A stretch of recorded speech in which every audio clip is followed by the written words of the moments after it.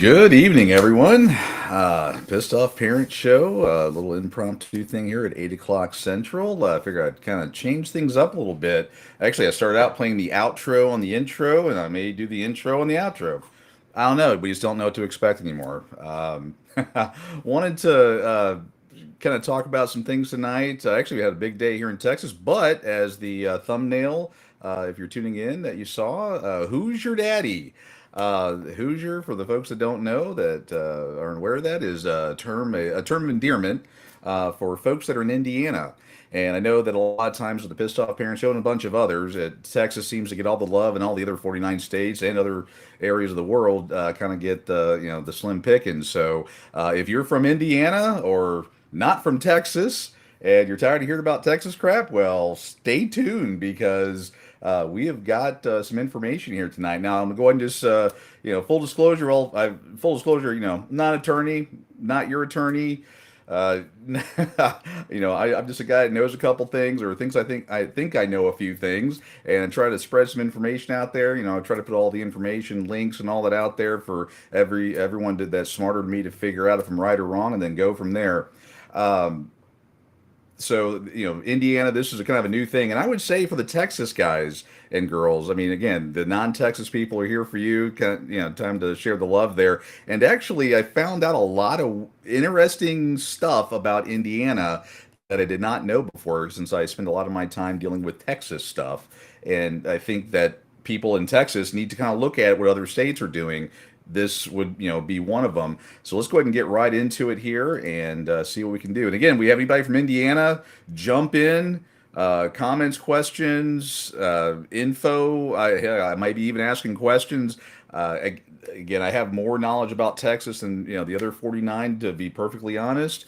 But again, documents are documents, and who knows? We're going to get through this together. So, what I have pulled up right now is the Pissed Off Parent page, which has a lot of good information on it. And how I found, again, the topic of tonight's discussion is one of the many things that's available for free on the website is a listing down here. It's an aggregator, and it pulls in keywords from all the news articles and everything that's out there, actually all over the world. But it pulls in keywords: shared parenting, child support, things that are, I guess, endearing to probably a lot of the folks that tune into this show. As I'm going through there, I'm just kind of, was waiting on something, and I'm just kind of flipping through, trying to keep just trying to keep myself entertained, I guess. And I found an article that seemed kind of weird. And it was let's see, I have it linked elsewhere, but as I'm talking about it, I think there we go. State, here we go. This last post here under the child support section. And again, all this information is free.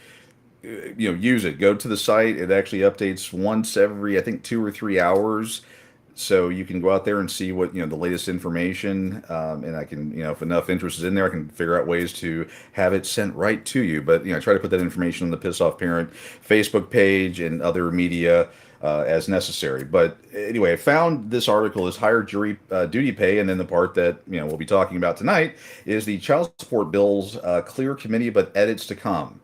And I went, that, it didn't, of course, give a state or anything like that. So I was like, let's see what we're talking about. I assumed it was about Texas.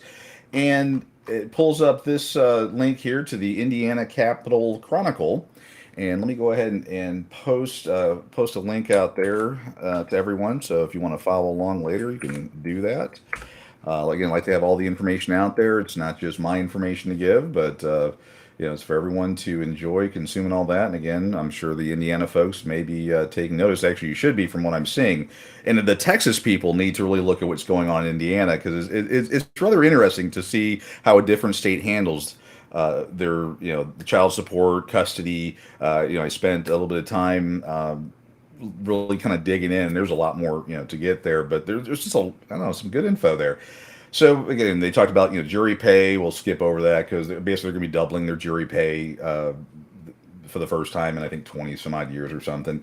But this is the part here that was intriguing. We have this roadways bill, And this is one of those interesting things. So, like right now, Texas is complaining about the preborn bill, and then there was actually two competing bills, and there was actually some excitement and movement on that. But again, I want to keep this as exclusively as I can for Indiana, give them some love. But they actually their law, and I'll pull it up here in a second. It currently codified in law they already have the father paying at least 50% of the care for the mother. So it already has in there, and I'll pull it up here in a second. All the things that we're whining about right now. It actually says in here. Dads should pay half for Miss Evan when they don't see any per se, and what crib is bought, the $1,000 crib or the $500 crib. This is where I started having some challenges, and that was some of the challenges back there. But they state here, and again, we'll pull this up, that it already allows court orders to include half of the cost for prenatal and postnatal care, delivery, and hospitalization. This new bill, Bill 1009, would add two more options: other necessary expenses related to birth and postpartum expenses. That's one of the things I'm really concerned with the Texas bill. And we'll pull some information up here and kind of dive into that. But it was actually surprising to learn. I thought that Texas was leading the way, but since 2017, the Indiana Code already has that language in there, and they're wanting to amend it to get more. So it was very intriguing to see how another state operates. So let's going here. This the scaled down piece. They an earlier article back in February is when they've been talking about this, but they had of course there was the whole conception, the child support bill, but they originally had it set up for claiming child support beginning of conception. It sounds like they've actually moved away from that, even though Indiana is a pro-life state. From the information I have. So going into it, they talk about birth items, and actually I'll include this, and people can read at their leisure. It's kind of going to do kind of a highlight here, and then again I would ask anyone with any comments or questions, or just maybe some epiphanies that reading this, and we'll again get more into it, that they kind of comment on that, and we'll see where that goes. But again, when they're referencing the language of postpartum, they all that's it looks like that with a lot of the lawmakers that had something to talk about, that's where they started having some concerns. And also, it states here, asking a question about the income shared model, and some conflicts there. That's again, Texas is actually looking at the income share model. There's a bill proposed by Rep. Dutton to do just that, and I'd be interested to hear how what Indianians think of that, and pros, cons, and all that. Again, maybe you can lean on folks that are doing it and see if it really is a bad thing. I think it is. Other have opened up the possibility that it may not be. We'll see. But it goes in, goes in, again into more detail. But it said that the bill had passed unanimously. Shocker! It can really that's the same all over the place, 11-0, and it's moving onto the House. So I went ahead and pulled up the actual House Bill 1009, and where it says, court ordered pregnancy and childbirth expenses. And again, for the Indiana folks, this is something that I would actually ask everyone to do. And I think I've had time to put in yeah, I did. Let me go ahead and put that up there. This is the Indiana Legislative Session 2023, the same link there. You can go there and check on bills. Actually, I got a chance to kind of look at all the other bills that are out there, and they're actually they're different than the ones that we're doing. Admittedly, Texas is a much larger state than Indiana, but it was just interesting to see the things that we're talking about as opposed to the things that Indianians are talking about, and they're different. So I found that very interesting. And again, it's just something for thinking people to kind of walk through and get information on. So anyway, for the folks that are interested, those are the people that are authoring and co-authoring the bill. And then I pulled up the actual language. Let me pull it up here. And again, and this is kind of interesting. This is the bill. When you go there and you pull the PDF of the bill, this is it. Pretty quick. It's just really weird. It says, the synopsis. Court order pregnancy and childbirth expenses specifies what a court shall order a father to pay for pregnancy and childbirth expenses. And I guess it appears to give them a lot of latitude, but it's just interesting that that's it. With the Texas bills, it's 20 pages long of yada yada yada and everything else, and I just found that to be very just weird. It doesn't take a rocket scientist to look at this and go, okay, this is how this is what we got here. But yeah, that's that. Oh, I'm sorry, I did this summary and skipped down. Oh, I'm sorry. Here we go. This is how it would modify in the actual code. This is a copy of that section of the code which I pulled up here, and it basically inserts and removes the bill's intended to do. So it said here, court shall order the father to pay at least 50% of the reasonable expenses of the mother's pregnancy and childbirth, including the cost of prenatal care, delivery, hospitalization, and then inserting language, other necessary expenses incurred in connection with the child's birth, postpartum expenses, and then actually then inserts another section there for postnatal care. But yeah, I mean, and just so we know, this is the bill. I mean, I reached the bottom, so we're good there.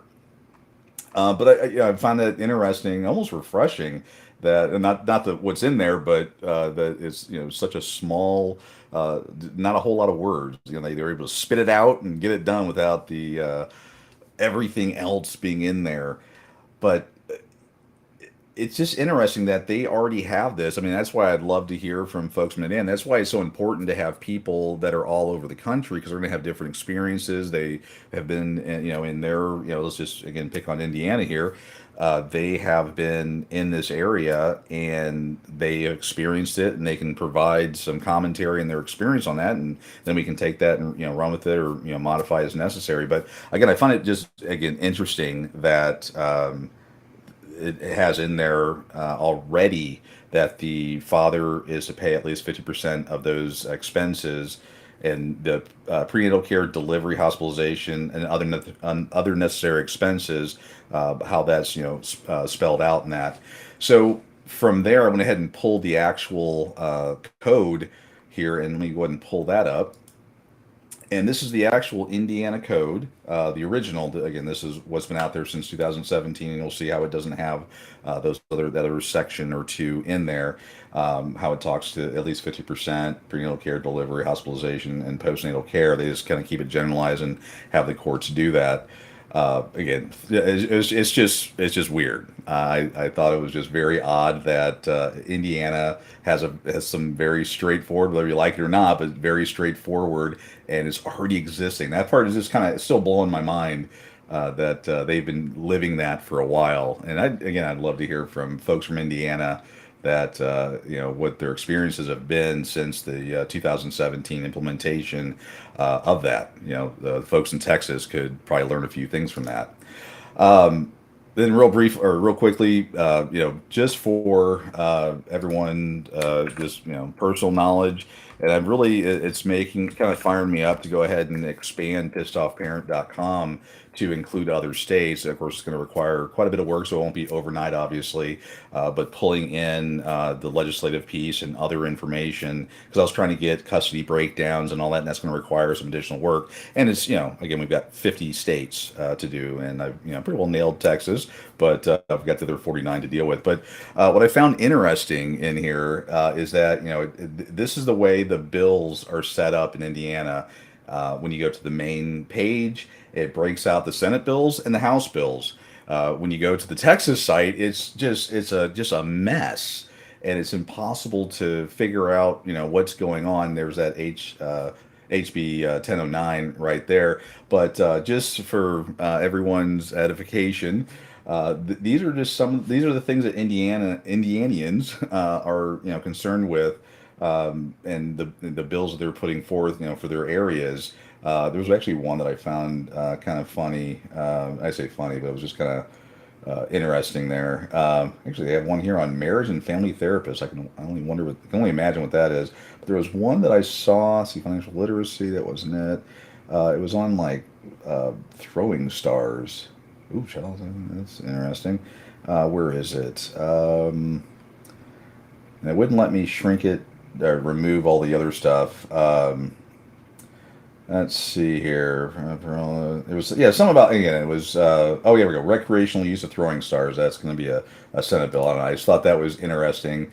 Allows persons at least 12 years of age to possess a throwing star for recreational purposes on certain business premises if particular requirements are met. Makes a violation of certain provisions a Class C misdemeanor. I just, that was just, hey, this is the bill we're going to do. Thought it was kind of interesting.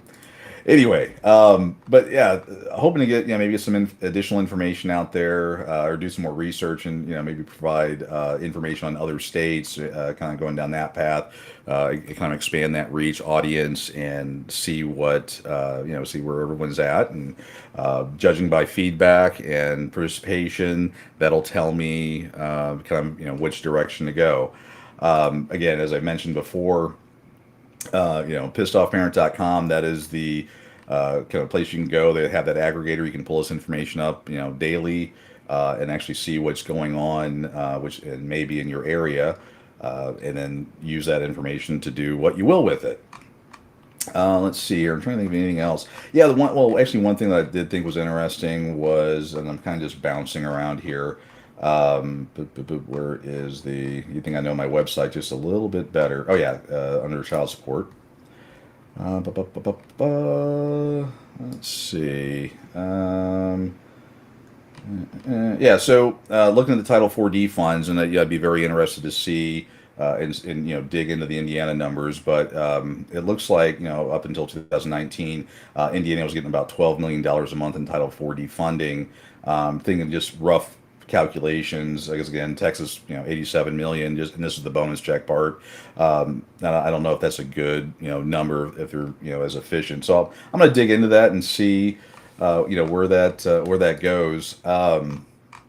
Also, while we're providing information out there for everyone, I did find the equivalent of the Texas Law Help. I know a lot of people have asked about that, and I'll include that out here for everyone for their enjoyment. I'm sorry, I take it back. There's another screenshot for that, but for this one, this is actually, I'm sorry, the parenting. I guess the rules of the court where you can go through and get information on just basically the law, the code for parenting. But it was just interesting how Indiana has taken a much different tact with addressing the things that really Texas doesn't. And it was just interesting that in these in the actual documents, and again, this is on the Indiana government site. It talks about just applicable times and how to contact them, some commentary. And it was just a very interesting yet refreshing way, or refreshing to see that Indiana seems to have a kind of a better plan, or the way they've approached it than folks in Texas. But there's just a lot of information there, and I think it's just something that everyone needs to should look outside your sphere of influence, or your sphere of your world, and see what's going on elsewhere, and then use that to kind of grow, or not. It just it depends. But again, some good information there. The other thing, as I kind of slipped up and said it too soon, is the IndianaHelp.org. And this is essentially the equivalent of the Texas Help.org. And this is where a person can go to get forms, get information, and basically free legal help. So if they need to modify their existing orders, understand what's going on, they can go ahead and go here and walk through that process. I know in an earlier show earlier this week, actually, we did have someone from Indiana that was talking about not being able to see their kids, and some challenges there.